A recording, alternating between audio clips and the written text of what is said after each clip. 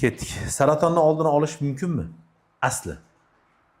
Endi saratonni oldini olish mumkin. Bu tushuncha juda keng tushunchada. Qanaqa yondashga boradi siz Bu tushunchaga? mana hozir sanab o'tdik. Bu kasalliklar keltirib chiqaruvchisi aniq kasalliklar bor.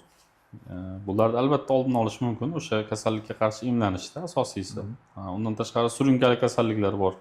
Ha. Sanab o'tdik. Shu har bir a'zoning o'zini kasalliklari bor.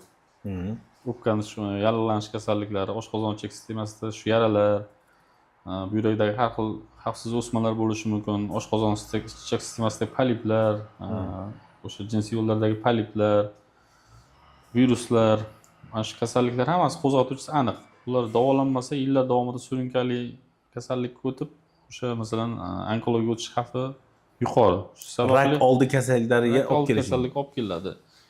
O'sha kasalliklar davolansa bemor to'liq kasallikdan oldini olgan hisoblanadi. Chunki juda ko'p masalan bemorlar davolanadi operativ yo'l bilan, oddiy operatsiya bilan shu xavfsiz davrda tuzalib ketadi bemor to'liq. O'sha kasallikdan oldi olingan hisoblanadi. Tushunarli.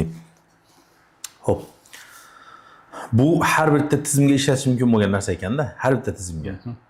Ko'z kasalligi ham, quloq kasalligi ham, misol qulog'i doim ravishda oqib yurgan odamda quloqda sog'lom to'qima yo'qda, anatomik jihatdan-da. Teshik infeksiya kiradi doimiy ravishda, ta'sirlaydi, yallalanish.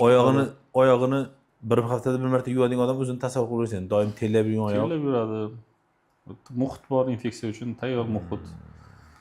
Zamburug' rivojlanadi, o'z-o'zidan qo'shilib ketaveradi. Set.